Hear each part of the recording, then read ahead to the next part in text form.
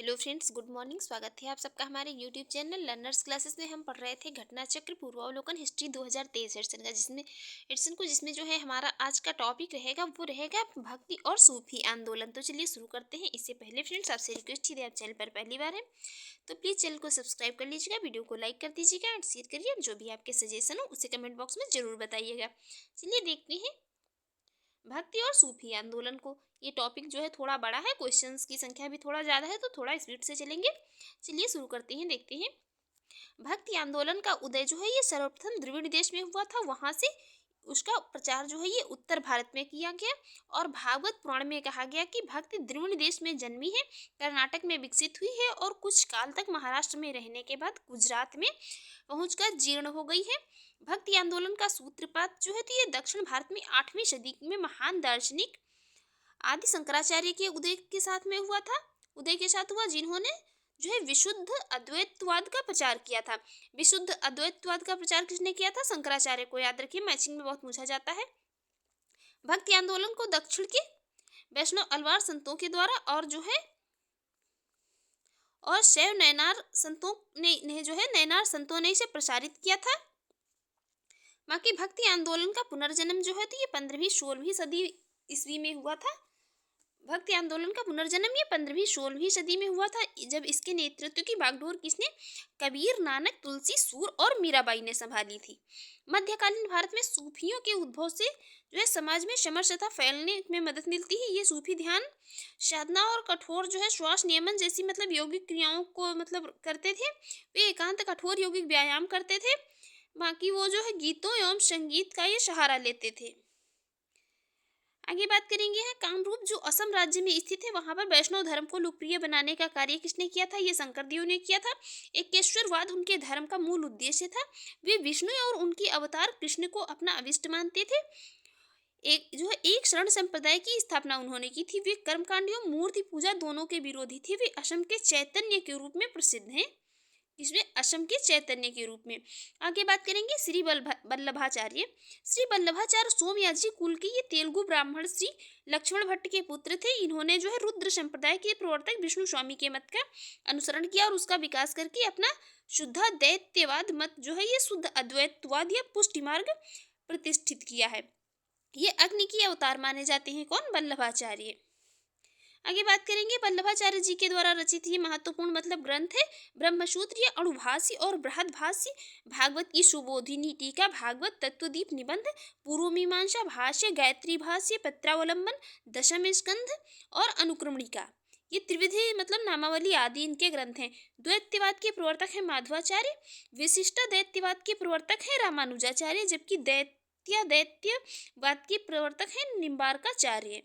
ये इतना यहाँ पर याद रखिए, ये पूछा जाता है मैचिंग में। ये जो निम्बार्काचार्य हैं ये शनकादि संप्रदाय से संबंधित हैं। उत्तर भारत में रामानंद भक्ति आंदोलन के ये प्रवर्तक थे, इनका जन्म जो है तो 1299 ईस्वी में प्रयागराज के जो है ये कान्यकुब्ज ब्राह्मण परिवार में हुआ था। और बाकी इन्होंने जो है ये हिंदी भाषा का ये संदेश का प्रचार प्रसार वगैरह किया। बाकी कबीर जो थे तो ये रामानंद के 12 शिष्यों में से प्रमुख थे। कौन? कबीर। लोक परंपरा के अनुसार इनका जन्म जो है तो ये किसी विधवा ब्राह्मणी के गर्भ के से वाराणसी के समीप हुआ था। और इनका पालन पोषण जो है तो ये जुलाहा दंपति नीरू और नीमा ने किया था। बीजक संत कबीर के उपदेशों का संकलन है, जो संत इनके कबीर है, इनके उपदेशों का संकलन है वो बीजक है। और बाकी यहाँ पर जो शब्द साखी एवं रामायणी ये कबीर की रचनाएं हैं, परंतु धर्मदास के साथ उनके समादों का संकलन जो है वो अमरमूल शीर्षक के अंतर्गत प्राप्त होता है। संत मलुकदास का जन्म ये लाला सुंदरदास खन्नी के घर में का 1574 ईस्वी में कड़ा में, जो कि वर्तमान में उत्तर प्रदेश का कौशाम्बी जिला है, तब उसको कड़ा कहा जाता था, में हुआ था। गुरु घासीदास का जन्म दिसंबर 1756 ईस्वी में यहाँ पर छत्तीसगढ़ में बलौद भट्ट जो है बाजार भाटापारा जिले के गिरौदपुरी गांव में हुआ था। उनके पिता महंगूदास और माता कौन थी? अमरावती बाई थी। भगवान शिव की प्रतिष्ठा में भारत में जो है तो यहाँ पर ये 12 ज्योतिर्लिंगों की स्थापना की गई है। ये कहाँ कहाँ पर है? केदारनाथ में, विश्वनाथ वाराणसी में, वैद्यनाथ में और महाकालेश्वर में, ओंकारेश्वर में, नागेश्वर में, सोमनाथ में, त्रिवेंकेश्वर, घृणेश्वर घुष्मेश्वर, भीमाशंकर और मल्लिकार्जुन और रामेश्वरम में। गुरु नानक का जन्म तो ये हुआ था, ये 16 गुरु नानक का जन्म जो है तो ये 1400 69 ईस्वी में हुआ था। कहाँ पर? तलवंडी नामक स्थान पर हुआ था गुरु नानक का। अब यह नानकाना साहब कहलाते हैं। मतलब हुआ था अब यह जो है नानकाना साहब कहलाते हैं। यह पाकिस्तान के पंजाब प्रांत के नानकाना साहिब जिले में स्थित है। गुरु नानक की मृत्यु कब हुई थी? तो ये 1539 ईस्वी में हुई थी। 1539 ईस्वी में हुई थी। डेरा बाबा करतारपुर पाकिस्तान नामक स्थान पर हुई थी। और गुरु नानक ने 1469 ईस्वी में ही 1469 ईस्वी से 1539 ईस्वी में इन्होंने सिख धर्म की स्थापना की। मतलब सिख धर्म की स्थापना सिकंदर लोदी 1489 ईस्वी से लेकर 1517 ईस्वी के समय में की थी। नानक जो थे तो एकेश्वरवाद में विश्वास करते थे और तथा ये निर्गुण ब्रह्म की उपासना पर बल देते थे। गुरु नानक का कहना था कि ईश्वर भक्ति के गुणों को जानता है और उसकी जाति के बारे में नहीं पूछता है, क्योंकि दूसरे लोक में कोई जाति नहीं है। गुरु नानक ने गुरु का जो है लंगर नाम से मुक्त ये सामुदायिक रसोई की व्यवस्था की थी। और उन्हें जो है मतलब आगे बात करेंगे यहाँ पर मीराबाई जो थी, तो मीराबाई मेड़ता के रतन सिंह राठौर की इकलौती पुत्री थी। इनका जन्म 1498 ईस्वी में मेड़ता के कुदकी नामक ग्राम में हुआ था। इनका विवाह उदयपुर के प्रसिद्ध शासक थे राणा सांगा के ज्येष्ठ पुत्र युवराज भोजराज के साथ में हुआ था। महाराष्ट्र में भक्ति आंदोलन को लोकप्रिय बनाने में नामदेव की महत्वपूर्ण भूमिका रही है। इनका जन्म कब हुआ था? तो 1270 ईस्वी में नरसी गांव महाराष्ट्र में हुआ था। इनके गुरु जो थे तो वो विशिवा खेचर थे। नामदेव जो थे तो ये वारकरी संप्रदाय से संबंधित थे। और विशुआ खेचर अथवा खेचरनाथ जो था तो ये नामनाथपंथी मतलब कनफटे ने इन्हें रहस्यमय जीवन की दीक्षा दी थी और ईश्वर के ये सर्वव्यापी स्वरूप से इनको परिचय कराया था। नामदेव थे, इन्होंने कहा था एक पत्थर की पूजा होती है तो दूसरे को पैरों तले रौंदा जाता है। यदि एक भगवान है तो दूसरा भी भगवान होना चाहिए। इसके अतिरिक्त मतलब इनके कुछ जो है गीतात्मक क्या थे पद्य गुरु ग्रंथ साहिब में संकलित है। तुकाराम जो का काल था तो ये 1608 से लेकर 1650 के मध्य माना जाता है कि इनका तुकाराम का काल जो है। और 1608 ईस्वी में ये जन्मे संत तुकाराम जो थे तो ये 1650 ईस्वी में दृश्य हो गए थे। यह वारकरी संप्रदाय से संबंधित हैं। दादू दयाल का समय जो है ये 1544 ईस्वी से लेकर 1603 ईस्वी के मध्य माना जाता है। और त्यागराज का समय तो ये 1767 ईस्वी से लेकर 1847 ईस्वी तक माना जाता है। भक्ति मार्गी कवि एवं कर्नाटक संगीत के जो ये महान संगीतज्ञ थे। आगे बात करेंगे यहाँ पर भक्ति आंदोलन के प्रसिद्ध संत महाप्रभु चैतन्य। ये 1486 से लेकर 1533 ईस्वी का इनका जन्म हुआ था बंगाल के नदिया जिले में। एक मतलब ब्राह्मण परिवार में हुआ था और उनके पिता का नाम था जगन्नाथ मिश्र तथा माता का नाम था शशि देवी। चैतन्य के बचपन का नाम जो था निमाई था और चैतन्य ने कृष्ण को अपना आराध्य बनाया था और उन्हीं की भक्ति का प्रचार प्रसार मतलब किया था। आगे बात करेंगे यहाँ पर सुप्रसिद्ध कवि जो थे गोस्वामी तुलसीदास अकबर तथा जहांगीर के समकालीन थे। ये याद रखना मतलब इम्पोर्टेंट है। तुलसीदास जो थे तो ये अकबर और जहांगीर के समकालीन थे। तुलसीदास ने अनेक ग्रंथ लिखे थे। देखते हैं इनके कौन कौन से ग्रंथ है यहाँ पर। तो ग्रंथ इनके हैं रामचरितमानस, विनय पत्रिका सर्वप्रथम है। रामचरितमानस की रचना गोस्वामी तुलसीदास ने ये 1532 से लेकर 1623 ईस्वी में और ये इनकी भाषा बहुत मतलब महत्वपूर्ण है, अवधी भाषा में की थी। सूफी मत का जन्म भले ही जो धरती पर हुआ था किंतु उसका पोषक तत्व जो है भारतीय वेदांतवाद को ही माना जाता है। सूफी प्रेम काव्य जो है कोमल हृदय की, यहाँ पर ये इतना इम्पोर्टेंट नहीं है। सूफी मत जो है मत पर 4 दार्शनिक मतलब प्रभाव हैं, उनको देख लेते हैं। पहला है आर्यों का अद्वैतवाद एवं विशिष्टाद्वैतवाद, दूसरा है नव अफलातूनी मत, तीसरा है विचार स्वतंत्र, चौथा है इस्लाम की गुह्य विद्या। आगे बात करेंगे यहाँ पर चिश्तिया सूफी मत की स्थापना अफगानिस्तान के चिश्ती शरीफ में अबू इसहाक समी चिश्ती और उनके शिष्य ख्वाजा अबू अहमद अब्दाल ने की थी। किंतु भारत में सर्वप्रथम इसका प्रचार प्रसार किसने? ख्वाजा मोइनुद्दीन चिश्ती के द्वारा हुआ था। वहीं पर 12वीं शताब्दी में मोहम्मद गोरी की सेना के साथ भारत आए थे। उन्होंने अजमेर राजस्थान में अपना निवास स्थान बनाया और 1236 ईस्वी में जो है इनकी मृत्यु हो गई थी। कुतुबुद्दीन बख्तियार काकी इनके प्रमुख शिष्य थे। निशापुर के हारून में जो ख्वाजा मोइनुद्दीन चिश्ती, ख्वाजा उस्मान चिश्ती, ये दोनों हारूनी के शिष्य बने थे। आगे बात करेंगे यहाँ पर शेख फदरुद्दीन गजे शंकर, ये चिश्ती सिलसिले के सूफी संत थे जो बाबा फरीद के नाम से प्रसिद्ध थे और इन्हीं के प्रयत्नों के फलस्वरूप जो है चिश्तिया सिलसिले को भारत में लोकप्रियता मिली थी। इनमें की जो है मतलब इनका सबसे महत्वपूर्ण योगदान वे रचनाएं हैं जो गुरु ग्रंथ साहिब में संकलित हैं और ये बलबन के जो दामाद भी थे। शेख निजामुद्दीन औलिया के आध्यात्मिक गुरु थे शेख फदरुद्दीन गजी शंकर। इनके अन्य प्रमुख शिष्य थे अलाउद्दीन साबिरी कलियारी और नसीरुद्दीन चिरागी देहलवी। शेख निजामुद्दीन औलिया की दरगाह कहाँ पर? दिल्ली में स्थित है। शेख निजामुद्दीन औलिया की दरगाह जो है दिल्ली में स्थित है। और 1325 ईस्वी में निजामुद्दीन औलिया की मृत्यु हो गई थी। उन्हें ग्यासपुर दिल्ली में दफनाया गया था। शेख निजामुद्दीन औलिया ने 7 से अधिक सुल्तानों का राज्य देखा था। ये क्वेश्चन मतलब मुझे बहुत पूछा जाता है कि मतलब किसने जो है 7 सुल्तानों से अधिक का राज्य देखा था। तो एक तो ये शेख निजामुद्दीन औलिया, दूसरे कौन थे? वो थे अमीर खुसरो। आगे बात करेंगे यहाँ पर। इस प्रकार जो है मतलब इन्होंने क्या था,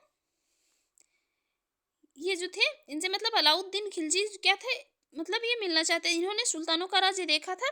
और एक के बाद वो क्या थे, एक सत्ताहीन मतलब होते चले गए थे, किंतु वो कभी भी किसी के दरबार में नहीं गए थे। जब अलाउद्दीन खिलजी ने उनसे आज्ञा मतलब मांगी थी मिलने की, तो शेख ने उत्तर दिया था, मेरे मकान के 2 दरवाजे हैं, एक से सुल्तान आएगा मतलब मेरे घर में, तो मैं दूसरे के द्वारा क्या करूंगा, बाहर चला जाऊंगा। इस प्रकार जो है उन्होंने अलाउद्दीन खिलजी से मिलने से इनकार कर दिया था।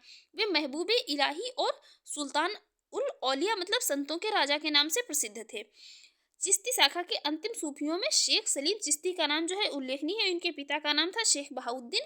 ये बहुत दिनों तक अरब में रहे और वहां उन्हें जो है शेख उल हिंद की उपाधि से विभूषित किया गया था।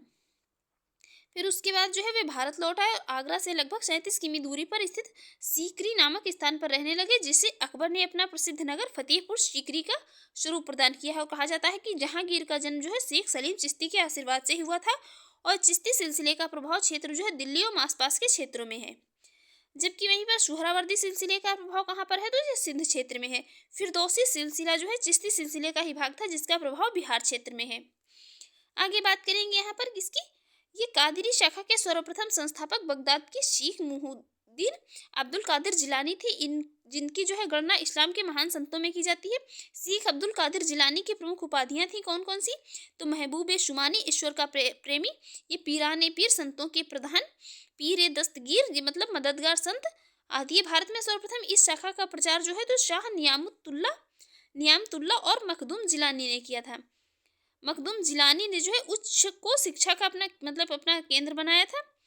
आगे बात करेंगे यहाँ पर नक्शबंदी सिलसिले की। तो नक्शबंदी सिलसिले की स्थापना 14वीं सदी में ख्वाजा बहाउद्दीन नक्शबंद ने की थी। ख्वाजा ख्वान महमूद इस शाखा के एक प्रमुख संत थे जो भारत में आए कश्मीर को और उन्होंने क्या किया, कश्मीर को अपना केंद्र बनाया। किंतु भारत में इस शाखा का मुख्यतः प्रचार जो है तो 17वीं शताब्दी के लगभग किसने, ख्वाजा बाकी बिल्लाह के द्वारा यह हुआ था, जो अपने गुरु की आज्ञा से कहाँ पर, काबुल आए थे।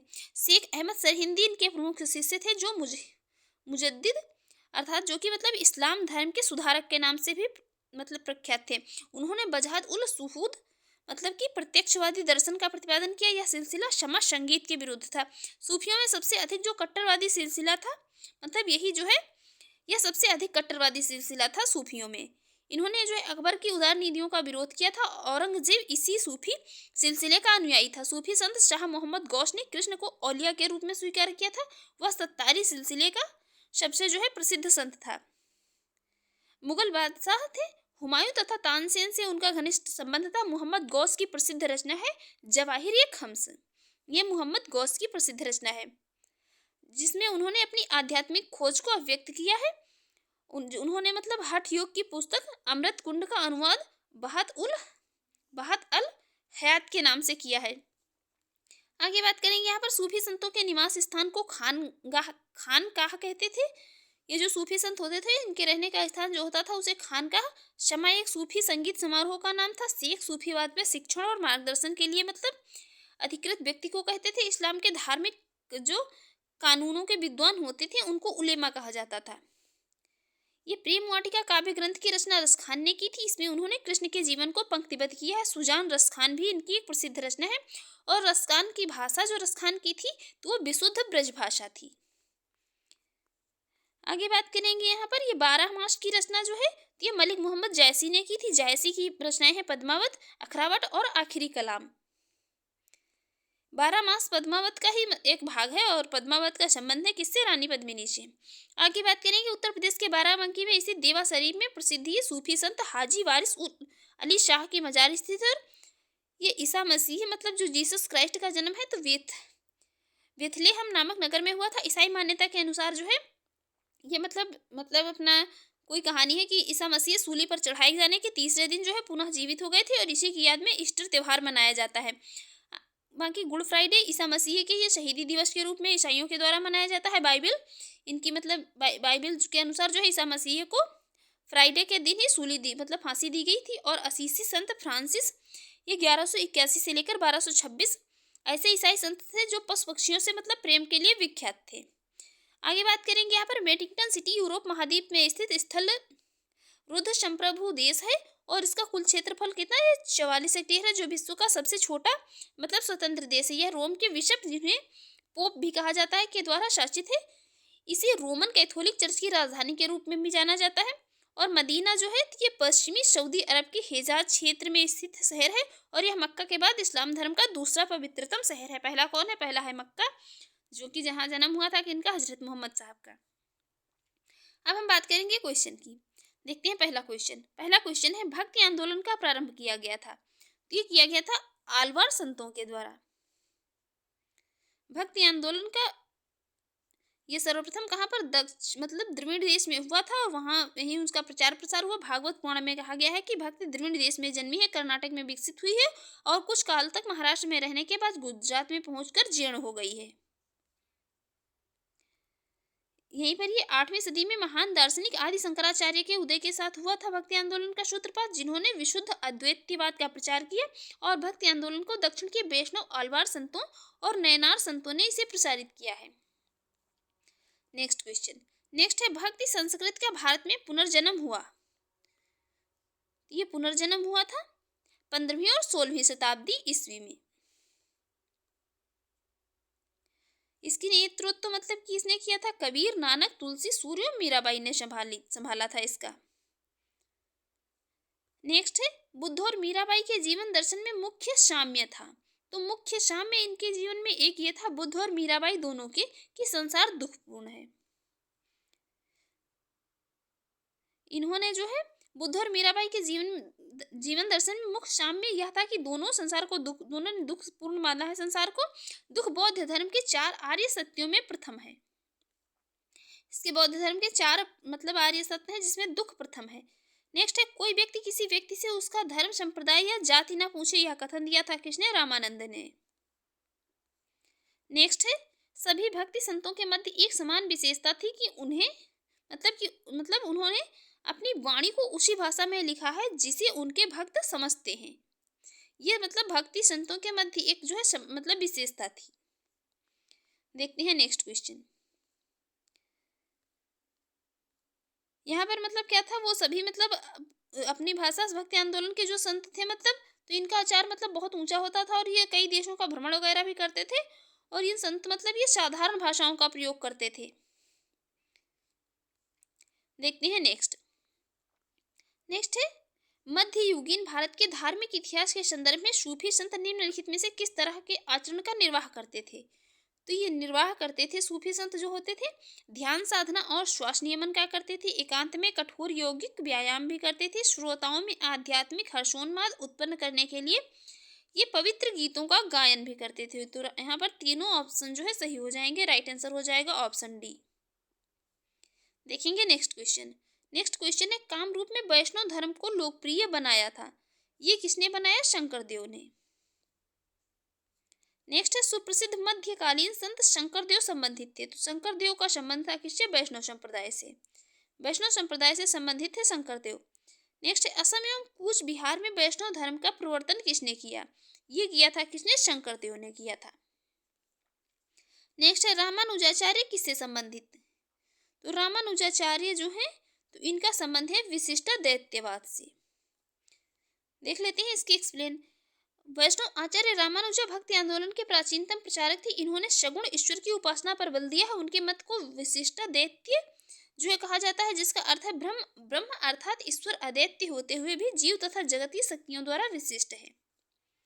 नेक्स्ट है शुद्ध अद्वैतवाद का प्रतिपादन किया था। ये किया था किसने? वल्लभाचार्य ने। ये वल्लभाचार्य ने किया था और इसे पुष्टि मार्ग भी मतलब कहा जाता है। नेक्स्ट है महाप्रभु वल्लभाचार्य की जन्मस्थली कहाँ पर है? जन्मस्थली है कहाँ पर? चंपारण्य में है जन्मस्थली महाप्रभु वल्लभाचार्य की। देखेंगे नेक्स्ट क्वेश्चन है निम्नलिखित में से कौन सुमेलित है? तो सुमेलित है यहाँ पर कौन सा? दैत्यवाद माधवाचार्य से संबंधित है।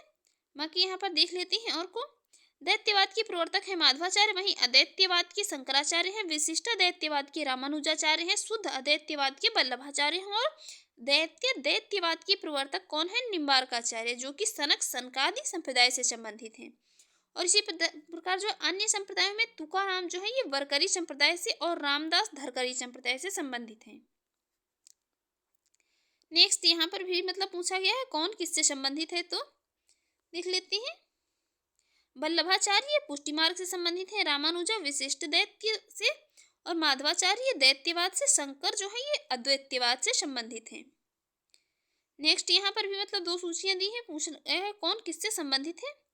तो यहाँ पर रामानुज जो है ये विशिष्ट दैत्य से, माधवाचार्य दैत्य से, निम्बार्क जो है तो ये दैत्य से संबंधित है, वल्लभाचार्य शुद्ध दैत्य से संबंधित है।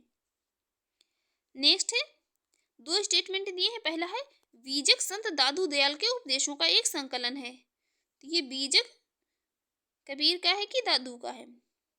दूसरा है पुष्टि मार्ग के दर्शन को माधवाचार्य ने प्रतिपादित किया, तो ये पुष्टि मार्ग के दर्शन को जो है माधवाचार्य ने ना प्रतिपादित करके राइट आंसर हो जाएगा ऑप्शन डी। बीजक जो है तो ये संत कबीर के उपदेशों का संकलन है, जो कि कबीरपंथी संप्रदाय के मानने वालों का पवित्र ग्रंथ है। और पुष्टि मार्ग जो है ये वैष्णव संप्रदाय के अंतर्गत आता है। पुष्टि मार्ग का दर्शन वल्लभाचार्य द्वारा प्रतिपादित किया गया है, इसलिए दोनों स्टेटमेंट हो जाते हैं इनकरेक्ट। नेक्स्ट है निम्नलिखित में से किस भक्ति संत ने अपने संदेश के प्रचार के लिए सबसे पहले हिंदी का प्रयोग किया था, तो ये थे कौन? रामानंद। इन्होंने सबसे पहले हिंदी का प्रयोग किया था। बाकी यहाँ पर इनका जन्म वगैरह से क्वेश्चन पूछे नहीं जाते हैं, तो ये इतना इम्पोर्टेंट नहीं है, देखेंगे नेक्स्ट है मध्यकालीन भारत के निम्नलिखित में से किस संत का जन्म प्रयाग में हुआ था, तो ये हुआ था कहाँ पर? मतलब किनका? रामानंद का। नेक्स्ट है कबीर शिष्य थे, तो कबीर शिष्य थे किसके? रामानंद के शिष्य थे कबीर। नेक्स्ट है बीजक का रचयिता कौन था, बीजक रचना है किसकी? कबीर की। इनके दोहों का संकलन है। नेक्स्ट है कबीर एवं धर्मदास के मध्य संवादों के संकलन का शीर्षक है, तो यह है अमर मूल। क्या है? अमर मूल है। इनकी और ये रचनाएं हैं शब्द साखी एवं रामायणी कबीर की ही रचनाएं हैं। नेक्स्ट है मलूक दास एक संत कवि थे, ये कहाँ के थे? ये कड़ा के थे। कड़ा मतलब वर्तमान में कौशाम्बी, उत्तर प्रदेश का कौशाम्बी जिला। नेक्स्ट है संत घासीदास के पिता का क्या नाम था, इनके पिता का नाम था महंगू। नेक्स्ट जो है निम्नलिखित में से कौन सा एक सही जो है यहाँ पर अरेंजमेंट है, ताना है सही कालानुक्रम है, तो शंकराचार्य संबंधित हैं, मतलब पहले शंकराचार्य फिर रामानुज फिर चैतन्य आ जाएंगे। देख लेते हैं इनका जो है आदि शंकराचार्य का काल लगभग ये 8वीं शताब्दी, रामानुज का काल जो है तो ये 1017 से लेकर 1137 ईस्वी तक, और चैतन्य का काल जो है तो ये 1486 से लेकर 1533 ईस्वी तक रहा है। नेक्स्ट यहाँ पर इनका भी सही मतलब अरेंजमेंट ही बताना है, सही कालानुक्रम बताना है। तो सबसे पहले आएंगे कबीर, फिर गुरु नानक, फिर चैतन्य और सबसे बाद में कौन? मीराबाई। तो कबीर का मतलब समय था 1398 से लेकर 1518 तक, गुरु नानक 1469 से लेकर 1539 तक, और चैतन्य जो है तो ये 1486 से लेकर 1533 ईस्वी तक, मीराबाई ये 1498 से लेकर 1546 ईस्वी तक। नेक्स्ट है भगवान शिव की प्रतिष्ठा में कितने ज्योतिर्लिंग स्थापित हैं, तो ये स्थापित हैं कितने? 12 स्थापित हैं। देखेंगे नेक्स्ट, ये मतलब अभी हमने देखे ही थे सबको कि ये कहाँ कहाँ पर स्थापित हैं। नेक्स्ट है रामानुज के अनुयायियों को कहा जाता है, रामानुज के अनुयायी कहे जाते हैं क्या? वैष्णव। और उनका मत है विशिष्ट दैत्यवाद। नेक्स्ट है निम्नलिखित में से कौन सा स्थान गुरु नानक का जन्म स्थल है, ये है कौन सा? ननकाना। ये गुरु नानक का मतलब जन्म स्थल है जो है ननकाना, और उक्त स्थान पर इनका जन्म जो है कब हुआ था? 15 अप्रैल 1469 ईस्वी को। यह पाकिस्तान के पंजाब प्रांत के ननकाना साहिब जिले में स्थित थे। गुरु नानक की मृत्यु जो है ये 1539 ईस्वी में डेरा बाबा नामक करतारपुर पाकिस्तान में हुई थी। नेक्स्ट है जिसके शासनकाल में गुरु नानक देव ने सिख धर्म की स्थापना की थी, वह कौन था? वह था कौन? सिकंदर लोदी। सिकंदर लोदी के समय काल में की थी। नेक्स्ट है, ईश्वर केवल मनुष्य के सद्गुण को पहचानता है तथा उसकी जाति नहीं पूछता है। आगामी दुनिया में कोई जाति नहीं होगी। यह सिद्धांत किस भक्ति संत ने दिया था? ये किसने दिया था? ये कहा था किसने? ये कहा था नानक ने। ये स्टेटमेंट जो है दिया था किसने? नानक ने। नेक्स्ट है, मीराबाई समकालीन थी। तो मीराबाई जो है मतलब यहाँ पर ऑप्शन में जो दिए हैं किसी के समकालीन नहीं थी। मीराबाई देखिए महाकवि तुलसीदास का समय जो रहा था तो ये 1532 से लेकर 1623 ईस्वी तक रहा था। गुरु नानक का रहा था कब से? 1469 से लेकर 1539 ईस्वी तक। चैतन्य महाप्रभु का रहा था 1486 से लेकर 1533 तक। और जबकि रामकृष्ण परमहंस का रहा था 1836 से लेकर 1886।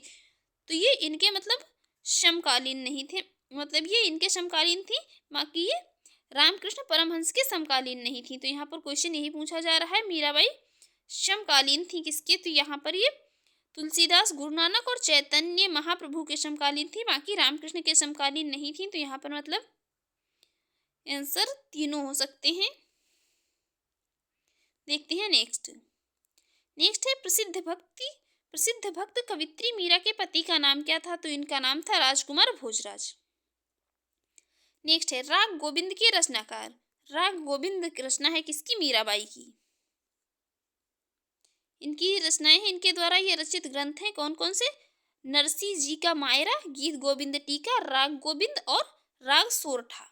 मीराबाई की पदावली नामक ग्रंथ भी मतलब इनके गीतों का संकलन जो है पदावली है। देखेंगे नेक्स्ट क्वेश्चन है मतलब निम्न ये संत दिए हैं उनका सही अरेंजमेंट बताना है।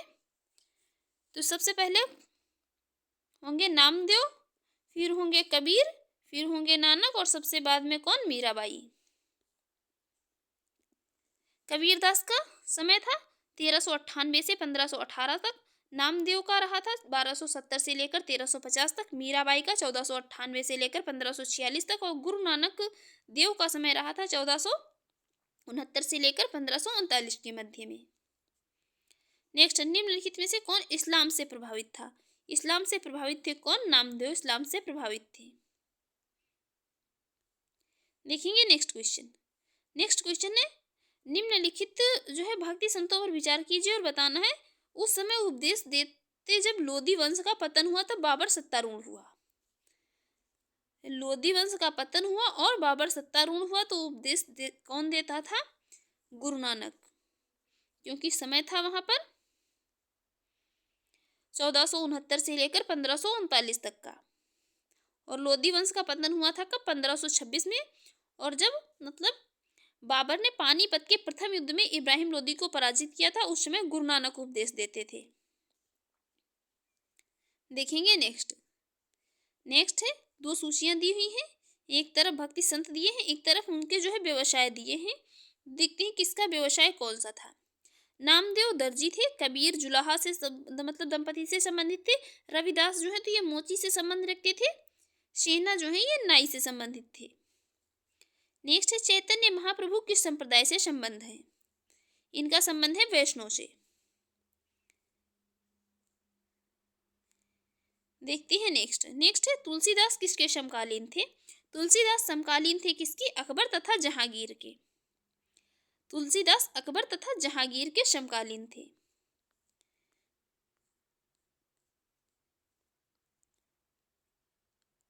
अकबर जो है ये मतलब अबुल फजल ने आईने अकबरी में इनका नाम उल्लेख किया है कि तुलसीदास जो है ये अकबर के समकालीन थे। अबुल फजल की मतलब रचना है आईने अकबरी। नेक्स्ट है, रामचरित नामक ग्रंथ के रचयिता थे, ये कौन थे? तुलसीदास थे। रामचरित मानस जो ग्रंथ इसके रचयिता थे कौन? तुलसीदास में, और भाषा थी अवधी। नेक्स्ट है, कौन सी रचना संत तुलसीदास की नहीं है? तो साहित्य रत्न ये तुलसीदास की नहीं है, बाकी कवितावली, गीतावली और विनय पत्रिका ये सभी हैं। इसके अलावा भी इनकी रचनाएं हैं, पार्वती मंगल, जानकी मंगल, बरवे रामायण, वैराग्य संदीपनी, कृष्ण गीतावली, ये मतलब छोटे छोटे ग्रंथ हैं। साहित्य रत्न ये गोस्वामी तुलसीदास की रचना नहीं है जो है। नेक्स्ट है विनय पत्रिका के रचयिता। तो विनय पत्रिका के रचयिता कौन? तुलसीदास। नेक्स्ट यहाँ पर बताना है कौन सही सुमेलित नहीं है। तो ध्रुवदास की रचना है भक्त नामावली, नाभादास की है भक्तमाल, बाकी रसखान की ये रसिक प्रिया नहीं है, उस्मान की है चित्रावली। रसिक प्रिया है किसकी? आचार्य केशव की प्रसिद्ध रचना है, और केशवदास की अन्य रचनाएं हैं कौन? रामचंद्रिका एवं कवि प्रिया। नेक्स्ट है निम्नलिखित में से कौन बरकरी संप्रदाय का संत था? तो ये थे कौन? नामदेव। नेक्स्ट है बरकरी संप्रदाय की मुख्य पीठ स्थित है कहाँ पर? ये पंढरपुर में स्थित है, पंढरपुर महाराष्ट्र में। बरकरी संप्रदाय में विठोबा की पूजा की जाती है, जिन्हें कृष्ण का अवतार माना जाता है। अन्य संतों में कौन? नामदेव और तुकाराम का नाम भी आता है इस संप्रदाय के। नेक्स्ट है भक्त तुकाराम कौन से मुगल सम्राट के समकालीन थे? ये समकालीन थे किसके? जहांगीर के समकालीन थे। देख लेते हैं तुकाराम का काल जो है ये तो 1608 से लेकर 1650 ईस्वी के मध्य माना जाता है, और 1608 में जन्मे संत तुकाराम 1650 ईस्वी में मतलब ऐसा माना जाता है कि ये अदृश्य हो गए थे। मुगल शासकों में 1608 से 1650 ईस्वी के मध्य दो शासकों का मतलब कार्यकाल आता है, जिसमें जहांगीर रहता है 1605 से लेकर 1627 तक, और जो शाहजहां ये रहते हैं 1628 से लेकर 1658 तक। कि मतलब विकल्पों में जो है शाहजहां ऑप्शन में यहाँ पर दिया नहीं है, तो इसलिए जहांगीर राइट आंसर हो जाएगा। नेक्स्ट निम्नलिखित में से कौन भक्ति आंदोलन का प्रस्तावक नहीं था? ये प्रस्तावक नहीं थे कौन? नागार्जुन। ये भक्ति आंदोलन के नहीं थे, ये किसके थे? ये संबंधित थे किससे? बौद्ध धर्म से। नेक्स्ट है ये शून्यवाद के संस्थापक थे कौन? नागार्जुन। संबंध था बौद्ध धर्म से। नेक्स्ट जो है यहाँ पर रीजन और असर्शन का जो है यहाँ पर कथन और कारण का दिया है आंसर। कथन है मध्यकाल में संगीत पर संस्कृत में लिखी गई अनेक पुस्तकों का फारसी में अनुवाद किया गया। बिल्कुल है, सही है कि मध्यकाल में संगीत पर जो संस्कृत में लिखी गई अनेक पुस्तकें थी उनका फारसी में अनुवाद किया गया। कारण है आरंभिक चिश्ती सूफी संत संगीत सभाओं जिन्हें शमा कहा जाता है के शौकीन थे। तो राइट आंसर हो जाएगा ऑप्शन बी। बातें दोनों सही है, लेकिन वो अपनी अलग बात कर रहा है स्टेटमेंट, और कारण यहाँ पर अपनी अलग बात कर रहा है। देखती है नेक्स्ट। नेक्स्ट है भारत में सूफिया मत स्थापित किया गया। भारत में चिश्तिया सूफी मत को स्थापित किया। चिश्तिया सूफी मत तो ये स्थापित किया था किसने? ख्वाजा मुइनुद्दीन ने। ख्वाजा मुइनुद्दीन ने। देख लेते हैं इसकी एक्सप्लेन। चिश्तिया सूफी मत की स्थापना अफगानिस्तान के चिश्त में अबू इसहाक समी चिश्ती और उनके शिष्य ख्वाजा अबू अहमद अब्दाल ने की थी, किंतु भारत में सर्वप्रथम इसका प्रचार ख्वाजा मुइनुद्दीन चिश्ती के द्वारा हुआ था, और वे 12वीं शताब्दी में मोहम्मद गौरी की सेना के साथ भारत आए थे। उन्होंने अजमेर राजस्थान में अपना निवास स्थान बनाया, और 1236 में यही इनकी मृत्यु हो गई। कुतुबुद्दीन बख्तियार काकी जो थे इनके प्रमुख शिष्य थे।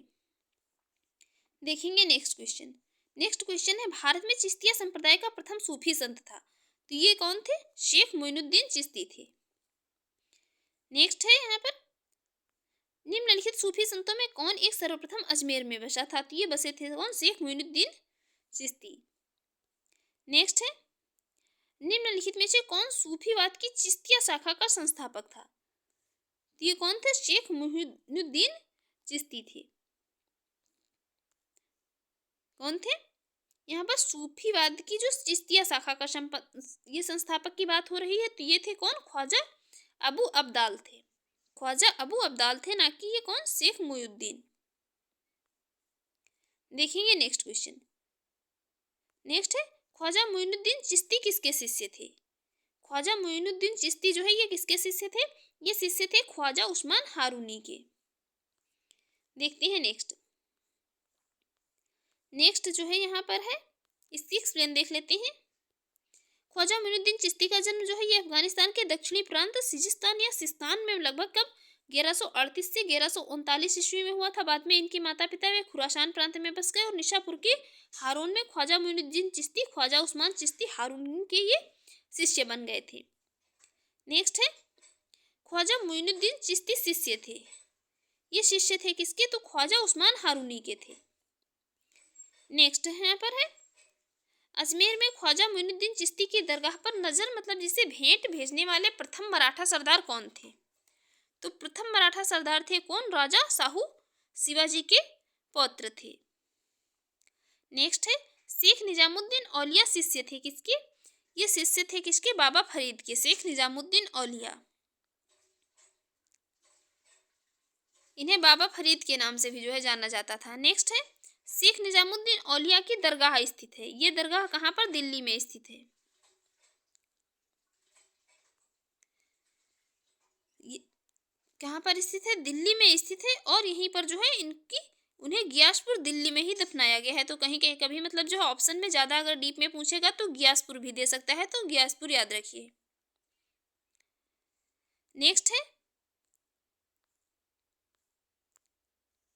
कथन है भारत में सूफियों की चिश्ती धर्म संघ का प्रवर्तक और सर्वप्रथम, ये मतलब भारत में सूफियों के चिश्ती धर्म संघ का प्रवर्तक और सर्वप्रथम व्यक्ति ख्वाजा मोइनुद्दीन चिश्ती है। बिल्कुल करेक्ट है। दूसरा है चिश्ती धर्म संघ ने अपना नाम अजमेर में स्थित ग्राम चिश्त से लिया है। दूसरा ये जो है यहाँ पर कारण गलत है, कथन इसका सही है। राइट आंसर हो जाएगा ऑप्शन सी। देख लेते हैं इसकी एक्सप्लेन। चिश्ती संप्रदाय की स्थापना अबू इसहाक समी चिश्ती ने की थी। वे अली की जो है नवी पीढ़ी में थे। बाद में सीरिया से प्रवासित होकर अफगानिस्तान में स्थित चिश्ती शरीफ में जाकर बस गए थे, इसलिए उन्हें चिश्ती कहा गया था, ना कि मतलब आगरा से इनका जो है कोई इस मतलब अजमेर में स्थित ग्राम चिश्त से लिया है, तो यहाँ से इनका कोई संबंध नहीं था। नेक्स्ट है जिस सूफी संत की मान्यता थी कि भक्ति संगीत ईश्वर के निकट पहुंचने का एक साधन है, वह थे कौन? मोइनुद्दीन चिश्ती थी। देखेंगे नेक्स्ट जो है निम्न में से कौन चिश्ती सिलसिले से संबंध नहीं थे? चिश्ती सिलसिले से संबंध थे ख्वाजा कुतुबुद्दीन बख्तियार काकी, शेख मोइनुद्दीन, शेख निजामुद्दीन औलिया, बाकी जो ये शेख अब्दुल जिलानी यही नहीं संबंधित थी। नेक्स्ट है निम्नलिखित में से किसे भारत का सादी कहा गया है? तो ये कहा गया है किसको? अमीर हसन को। नेक्स्ट है यहाँ पर निम्नलिखित में से किस सुल्तान से निजामुद्दीन औलिया ने भेंट करने से इनकार कर दिया था? तो ये इनकार कर दिया था किससे? अलाउद्दीन खिलजी से। उसने कहा था यदि मतलब जो है सुल्तान एक दरवाजे से प्रवेश करेगा तो उसके घर में 2 दरवाजे हैं, मैं दूसरे दरवाजे से जो है चला जाऊंगा। और वे महबूबे इलाही के नाम से प्रसिद्ध भी थे। नेक्स्ट है यहाँ पर कौन सूफी संत महबूबे इलाही कहा जाता था? तो किसको कहा जाता था? शेख निजामुद्दीन औलिया को। नेक्स्ट है यहाँ पर निम्नलिखित में से कौन से सूफी संत महबूबे इलाही के नाम से जाने जाते हैं? तो ये शेख निजामुद्दीन औलिया को जाना जाता है। नेक्स्ट है यहाँ पर शेख फरीद का सर्वाधिक ख्यातिलब्ध शिष्य जिसने दिल्ली के 7 सुल्तानों का शासन देखा था, तो वो था निजामुद्दीन औलिया। नेक्स्ट है निम्न में से जो है किस सूफी संत के विचारों के सिखों के धर्म ग्रंथ आदि ग्रंथ में संकलित किया गया है? तो ये किया गया है किसको? फरीदुद्दीन गजे शंकर।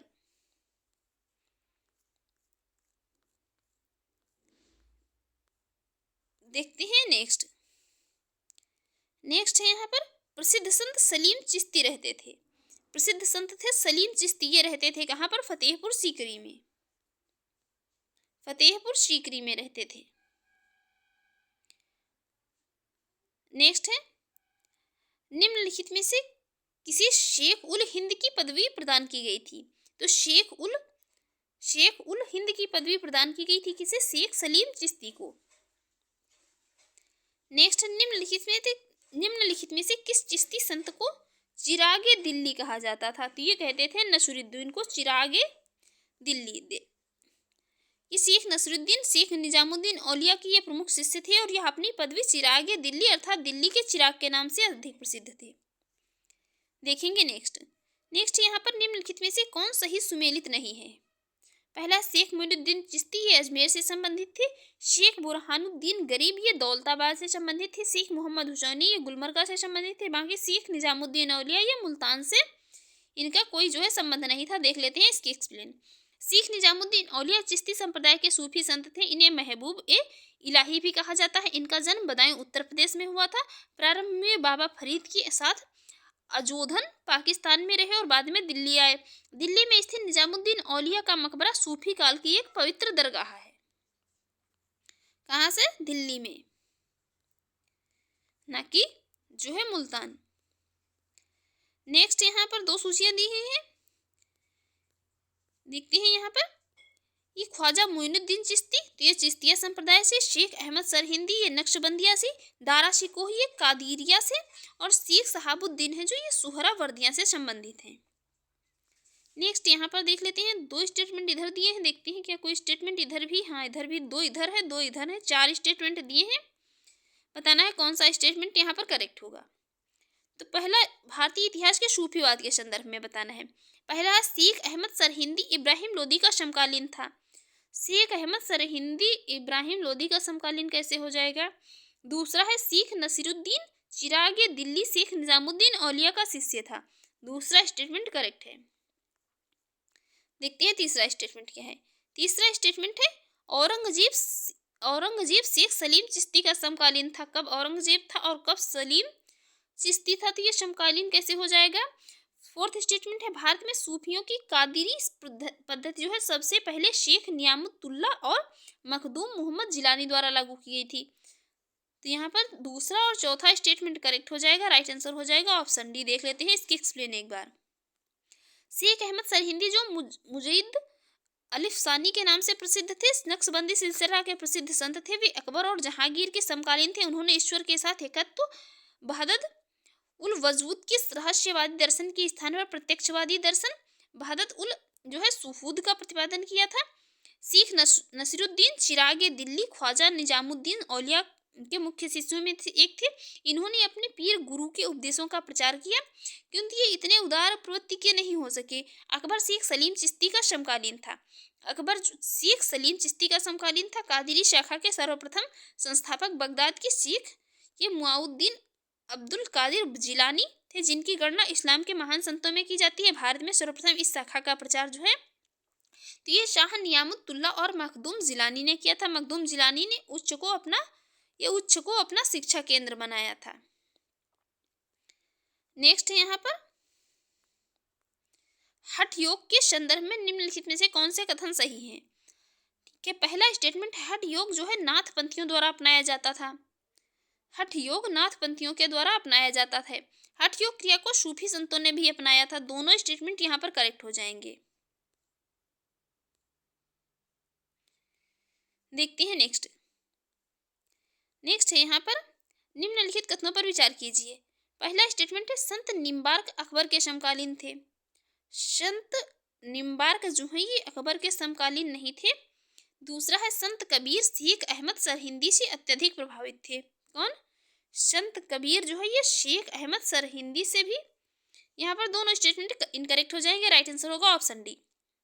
देख लेते हैं इसकी एक्सप्लेन। निम्बार्काचार्य को रामानुजाचार्य के समकालीन माना जाता है और 11वीं-12वीं शताब्दी के आचार्य थे। उन्हें श्री कृष्ण के सुदर्शन चक्र का अवतार माना जाता। वहीं अकबर का शासनकाल जो है 1556 से लेकर 1605 ईस्वी तक। दूसरी ओर कबीर सामान्यतः जो है 15वीं शताब्दी के संत कवि थे।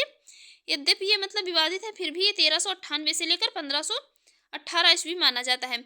और वहीं पर यदि बात की जाए शेख अहमद सरहिंदी की, ये 1564 से लेकर 1624 ईस्वी, जो कि 16वीं और 17वीं शताब्दी में थे।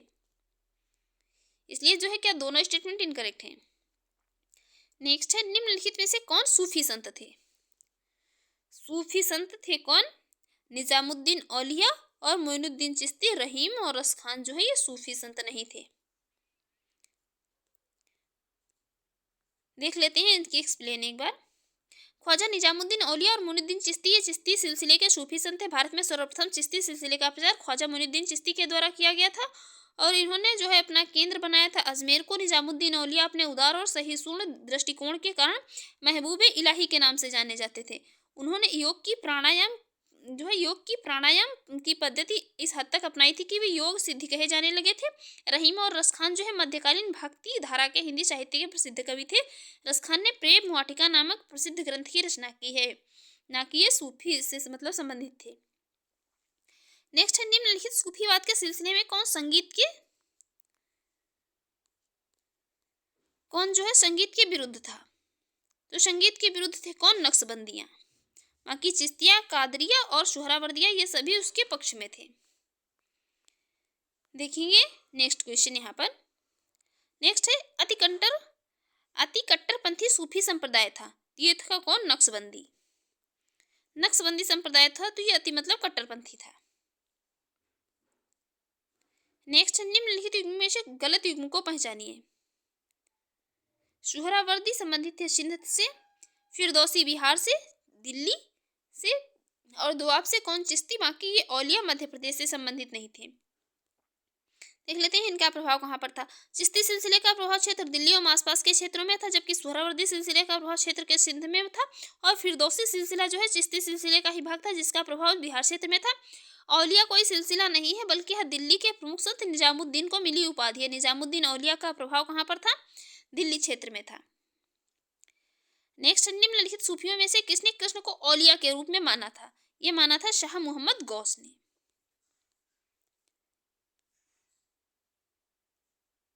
देखते हैं नेक्स्ट है शेख बहाउद्दीन जकारिया किस संप्रदाय के थे? ये थे सुहरावर्दी संप्रदाय के। शेख बहाउद्दीन जकारिया सुहरावर्दी संप्रदाय के थे। नेक्स्ट, निम्नलिखित में से किसका संबंध सूफीवाद से नहीं था? सूफीवाद से संबंध नहीं था किसका? उलेमाओं का। सूफी संतों के निवास स्थान को खानगाह कहते थे। समा एक सूफी समारोह का नाम था। शेख सूफीवाद में शिक्षण और मार्गदर्शनों के लिए अधिकृत व्यक्ति को कहा जाता था। इस्लाम के धार्मिक कानूनों के विद्वानों को कहा जाता था उलेमा। नेक्स्ट, कृष्ण जीवन परक प्रेम वाटिका काव्य की रचना की थी? ये रसखान ने। प्रेम वाटिका रचना है किसकी? रसखान की। और इनकी एक रचना और है सुजान रसखान। नेक्स्ट, निम्नलिखित में से कौन एक भक्ति आंदोलन से नहीं जुड़ा था? तो भक्ति आंदोलन से नहीं जुड़े थे अमीर खुसरो, बांकी वल्लभाचार्य, गुरु नानक और चैतन्य, ये सभी जुड़े थे। देखते हैं नेक्स्ट यहाँ पर। नेक्स्ट है बारहमासा की रचना की है। बारहमासा जो है ये रचना है, बारहमासा रचना है किसकी? ये मलिक मोहम्मद जैसी की रचना है बारहमासा। मलिक मोहम्मद की रचनाएं हैं बारहमासा, पद्मावत, अखरावट, आखिरी कलाम। पद्मावत का हिंदी साहित्य में महत्वपूर्ण स्थान है और बारहमासा जो है ये पद्मावत का ही एक भाग है। नेक्स्ट है यहाँ पर एक तरफ रचनाएं दी हैं, एक तरफ जो है रचनाकार दिए हैं। देखते हैं कौन जो है किसकी रचना है। ये सभी मध्यकालीन कवि है। मुल्ला दाऊद की रचना है चांदायन, दामोदर कवि की रचना है पद्मावती कथा, सोमनाथ की है राग विबोध और अमीर खुसरो की है आशिका। नेक्स्ट है प्रतिवर्ष जो है प्रसिद्ध सूफी संत हाजी वारिस अली शाह की मजार पर मेला कहाँ पर लगता है? तो ये मेला लगता है कहाँ पर? देवा शरीफ में।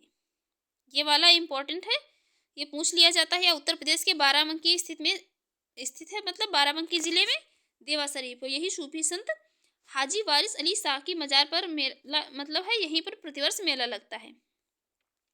नेक्स्ट है क्राइस्ट का जन्म स्थान है। तो क्राइस्ट का जन्म स्थान है Bethlehem, Isa Masih Jesus Christ.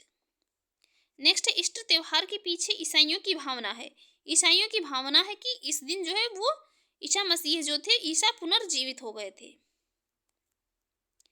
Next है कौन सा ईसाई संत पशु पक्षियों से प्रेम के लिए विख्यात है? तो ये है आसीसी के फ्रांस। ये आसीसी के संत कौन? फ्रांसिस। नेक्स्ट है ईसाइयों का गुड फ्राइडे क्यों मनाया जाता है? ये मनाया जाता है ईसा मसीह को सूली पर चढ़ाया गया था, इसलिए इस दिन मनाया जाता है गुड फ्राइडे। तो फ्रेंड्स, आपको हमारी ये वीडियो अच्छी लगी हो और आपके एग्जाम के लिए यूजफुल रही हो, तो आप हमारे यूट्यूब चैनल पर पहली बार हैं तो प्लीज़ चैनल को सब्सक्राइब कर लीजिएगा, वीडियो को लाइक कर दीजिएगा एंड शेयर करिए। जो भी आपके सजेशन हो उसे कमेंट बॉक्स में जरूर बताइए। और पीडीएफ चाहिए तो वीडियो के डिस्क्रिप्शन बॉक्स में टेलीग्राम का लिंक दे दिया गया है, वहाँ पर जाकर ग्रुप ज्वाइन कर लीजिए। वहाँ पर जो है आपको इसकी पीडीएफ मिल जाएगी। Thanks for watching.